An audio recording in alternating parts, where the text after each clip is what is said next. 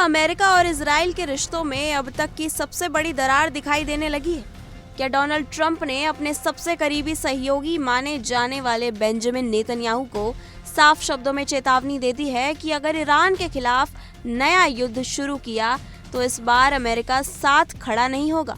क्या middle east में फिर वही हालात बन रहे हैं जो कभी पूरे क्षेत्र को आग और बारूद के मैदान में बदल चुके हैं? और क्या दुनिया एक ऐसे टकराव के करीब पहुंच रही है जिसका असर तेल की कीमतों से लेकर वैश्विक अर्थव्यवस्था तक पड़ सकता है? आज हम आपको बताएंगे कि आखिर ट्रंप और नेतन्याहू के बीच ऐसा क्या हुआ कि दोनों नेताओं के रिश्तों पर सवाल उठने लगे। ईरान ने अचानक मिसाइलें क्यों दागी? लेबनान इस पूरे संकट में कहां खड़ा है? और आखिर आने वाले दिनों में मध्य पूर्व का भविष्य किस दिशा में जा सकता है? मध्य पूर्व एक बार फिर दुनिया की सबसे बड़ी चिंता बनता जा रहा है। पिछले कई दशकों से ये क्षेत्र युद्ध, संघर्ष, धार्मिक तनाव और भू राजनीतिक प्रतिस्पर्धा का केंद्र रहा है। लेकिन हाल के घटनाक्रमों ने स्थिति को और अधिक जटिल बना दिया है। अप्रैल में संघर्ष विराम के बाद उम्मीद की जा रही थी कि क्षेत्र में कुछ स्थिरता लौटेगी, लेकिन कुछ ही हफ्तों में हालात फिर बदल गए। इजराइल और ईरान के बीच तनाव कम होने के बजाय और बढ़ता दिखाई देने लगा। इसी बीच लेबनान में हुई घटनाओं ने आग में घी डालने का काम किया और अब मामला केवल दो देशों के बीच का नहीं रह गया, बल्कि इसमें अमेरिका की भूमिका भी सीधे तौर पर चर्चा का विषय बन गई है। दरअसल घटनाओं की शुरुआत उस समय हुई जब लेबनान की राजधानी बेरूत में एक बड़ा हवाई हमला हुआ। इस हमले को लेकर पूरे क्षेत्र में प्रतिक्रिया देखने को मिली। इजराइल का दावा था कि उसका निशाना ऐसे ठिकाने थे जो उसकी सुरक्षा के लिए खतरा पैदा कर रहे थे, लेकिन इस कार्रवाई के बाद ईरान बेहद नाराज दिखाई दिया। ईरान लंबे समय से लेबनान में सक्रिय हिजबुल्लाह संगठन का समर्थक रहा है और वो इजरायली सैन्य अभियानों को क्षेत्रीय अस्थिरता की बड़ी वजह मानता है। ऐसे में बेरूत पर हुए हमले ने तेहरान को खुलकर प्रतिक्रिया देने का अवसर दे दिया। कुछ ही समय बाद ईरान की ओर से बैलिस्टिक मिसाइलें दागे जाने की खबर सामने आई। यह हमला केवल सैन्य कार्रवाई नहीं था, बल्कि एक राजनीतिक संदेश भी था। ईरान ये दिखाना चाहता था कि वो अपने सहयोगियों पर हमले को चुपचाप नहीं देखेगा। हालांकि इजराइल ने दावा किया कि उसकी एयर डिफेंस प्रणाली ने अधिकांश मिसाइलों को रास्ते में ही नष्ट कर दिया और बड़े नुकसान को टाल दिया गया। लेकिन मिसाइलों के इस आदान प्रदान ने पूरे क्षेत्र में दहशत फैला दी। लोगों को लगने लगा कि कहीं अप्रैल का संघर्ष विराम पूरी तरह खत्म न हो जाए। यहीं से कहानी में डोनाल्ड ट्रंप की एंट्री होती है। रिपोर्ट्स के अनुसार मिसाइल हमलों के बाद ट्रंप ने सीधे इजरायली प्रधानमंत्री बेंजामिन नेतन्याहू से संपर्क किया। उस बातचीत को लेकर कई तरह की चर्चाएं हैं, लेकिन सबसे ज्यादा ध्यान ट्रंप के उस कथित संदेश पर गया जिसने उन्होंने नेतन्याहू से कहा कि वो तत्काल जवाबी हमला करने से बचे। ट्रंप का मानना था कि अगर इजराइल ने बड़े पैमाने पर ईरान के खिलाफ सैन्य अभियान शुरू किया तो पिछले कई महीनों से चल रही कूटनीतिक कोशिशें बर्बाद हो सकती हैं। अमेरिका इस समय क्षेत्र में एक व्यापक युद्ध नहीं चाहता था और वो तनाव को नियंत्रित करने की कोशिश कर रहा था। लेकिन ऐसा लगता है कि नेतन्याहू का दृष्टिकोण अलग था।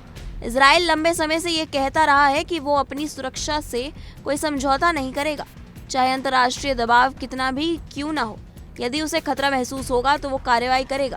यही वजह है कि ट्रंप की सलाह के बावजूद इजराइल ने अपनी सैन्य गतिविधियों को पूरी तरह नहीं रोका। इस कदम ने वॉशिंगटन और तेल अवीव के बीच मतभेदों को सार्वजनिक चर्चा का विषय बना दिया। आइए विस्तार से समझने के लिए चलते हैं हमारे सहयोगी आशीष के पास। नमस्कार, गुड मॉर्निंग, बहुत बहुत स्वागत है आप सभी का। आप देख रहे हैं इंडिया डेली और मैं हूं आशीष पांडे। वक्त हो चला है खास शो वर्ल्ड वॉर का। मिडिल ईस्ट में बारूद बच चुका है। आसमान में मिसाइलों से आसमान भरा हुआ नजर आ रहा है और दुनिया एक बार फिर उस मोड़ पर खड़ी है दर्शकों, जहां एक छोटी सी चिंगारी ने पूरे इलाके को आग के समंदर में बदल दिया। बेरूत पर हमले का बदला लेने के लिए ईरान ने ऐसा वार किया कि इजराइल की धरती तक कांप उठी है। मिसाइलों की गड़गड़ाहट ने तेल अवीव से लेकर यरूशलेम तक सायरनों का शोर बढ़ा दिया है और इस शोर के साथ यकीन मानिए कई और शोर सुनाई दे रहे हैं। जान बचाते हुए लोग भागते हुए नजर आ रहे हैं। लेकिन कहानी यही खत्म नहीं होती, क्योंकि जवाब में इजराइल भी आग उगल रहा है। और सबसे बड़ा सवाल, क्या अब नेतन्याहू ने अपने सबसे जिगरी दोस्त ट्रंप की बात भी मानने से इनकार कर दिया? ये वो वाली फोन कॉल की बात नहीं कर रहा जो पहले हुई थी, ये दोबारा बातचीत हुई और दोबारा बातचीत के दौरान नेतन्याहू ने मानो उनसे कहा कि ठेंगा, कोई भी बात नहीं मानेगा। और ऐसे में व्हाइट हाउस की सलाह को कूड़ेदान में फेंककर नेतन्याहू ने ईरान पर हमलों का नया अध्याय खोल दिया, नया चैप्टर लिखते हुए नजर आ रहे हैं। क्योंकि जिस वक्त ट्रंप शांति और संयम की बात कर रहे हैं, जिस समय ट्रंप बातचीत की राह तलाश रहे हैं, उसी समय यह हमला हो रहा है। इजरायली लड़ाकू विमान ईरानी ठिकानों पर मौत बरसा रहे हैं और उधर ट्रंप की ओर से ईरान को दी गई आखिरी डेडलाइन की कहानी भी लेकर आया हूं। 60 दिन की डेडलाइन का वक्त धीरे धीरे खत्म होने के कगार पर, या यूं कहें कि खत्म होती हुई नजर आ चुकी है। वो मोहलत, वो चेतावनी दर्शकों और वो अल्टीमेटम, उन सब का समय यानी वो वक्त पूरा हो गया और ऐसे में कयास लगने लगे हैं। जिस तरह के हालात, जिस तरह की तस्वीरें, जिस तरह से अटैक देखने को मिल रहे हैं, खड़ी में महायुद्ध की आखिरी घंटा जो है वो धीरे धीरे टिक टिक करते बढ़ता हुआ नजर आ रहा है। यानी पूरी दुनिया में जंग का ऐलान सुनाई दे रहा है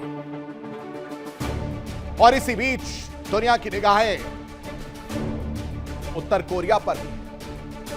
किम जोंग उन को कोई नहीं भूल सकता। इधर अमेरिका, ईरान, इजराइल उलझा हुआ है, उधर Kim Jong Un nuclear factory में तेज होती गतिविधियां और वो नए गतिविधियों के जरिए नए संकेत दे रहे हैं, खतरे का संकेत। तो क्या किम भी किसी बड़ी जंग या बड़ी जंगी खेल की तैयारी में जुटे? क्या परमाणु ताकतों की नई गोलबंदी शुरू हो चुकी है और क्या दुनिया एक ऐसे दौर में एंटर कर रही है दर्शकों, जहां कूटनीति की जगह मिसाइलें फैसला करेंगी? और एक तरफ तेहरान के हुंकार, दूसरी तरफ तेल अवीव का पलटवार, एक तरफ ट्रंप की चेतावनी तो दूसरी तरफ नेतन्याहू, ट्रंप की बीवी की नाराजगी। और इन सब के बीच तीसरी एंट्री, किम की न्यूक्लियर तैयारी। तो क्या पश्चिम एशिया महायुद्ध की दहलीज पर खड़ा है? इसके बाद ट्रंप का वो बयान सामने आया जिसने दुनिया भर की सुर्खियां बटोर ली। ट्रंप ने दावा किया कि उन्होंने नेतन्याहू को साफ शब्दों में कह दिया था कि अगर वो ईरान के साथ नया युद्ध शुरू करते हैं तो उन्हें ये लड़ाई अकेले लड़नी होगी। ये बयान साधारण नहीं था। दशकों से अमेरिका और इजराइल के रिश्ते इतने मजबूत माने जाते हैं कि किसी अमेरिकी राष्ट्रपति द्वारा इस तरह की सार्वजनिक चेतावनी देना असामान्य माना जा रहा है। राजनीतिक विश्लेषकों का मानना है कि ट्रंप का ये बयान कई स्तरों पर महत्वपूर्ण है। पहला, ये अमेरिका की रणनीतिक प्राथमिकताओं में बदलाव का संकेत देता है। दूसरा, ये बताता है कि वॉशिंगटन अब हर स्थिति में बिना शर्त इजराइल का समर्थन करने के लिए तैयार नहीं दिखना चाहता। और तीसरा, ये संदेश केवल नेतन्याहू के लिए नहीं बल्कि पूरे क्षेत्र के लिए था कि अमेरिका फिलहाल बड़े युद्ध से बचना चाहता है। इसके पीछे एक बड़ा कारण अमेरिका की अपनी चुनौतियां भी है। यूक्रेन संकट अभी पूरी तरह समाप्त नहीं हुआ है। एशिया प्रशांत क्षेत्र में चीन के साथ प्रतिस्पर्धा लगातार बढ़ रही है।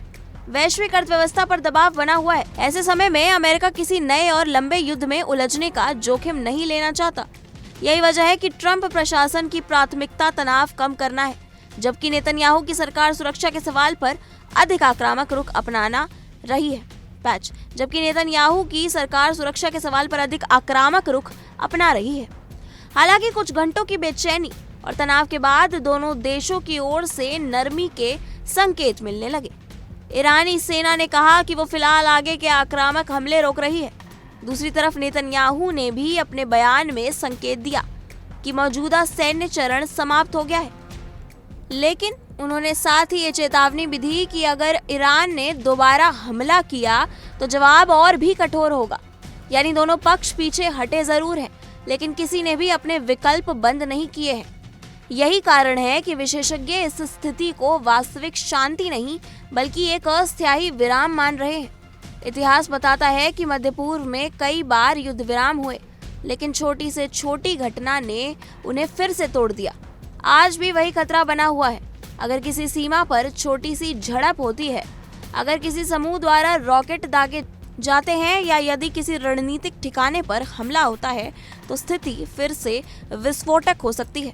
इस पूरे संकट में लेबनान की भूमिका भी बेहद महत्वपूर्ण है।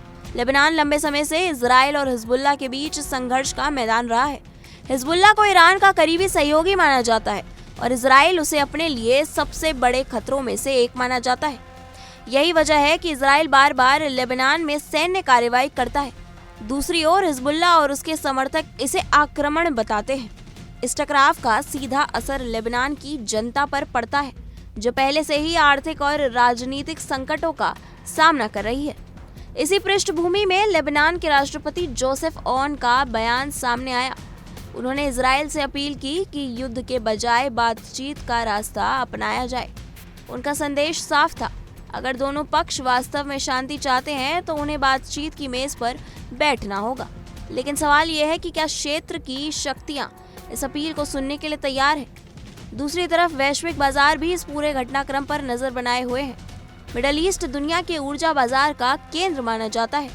यदि तनाव बढ़ता है तो तेल की कीमतों में उछाल आ सकता है, समुद्री व्यापार मार्ग प्रभावित हो सकते हैं, निवेशकों में अनिश्चितता बढ़ सकती है।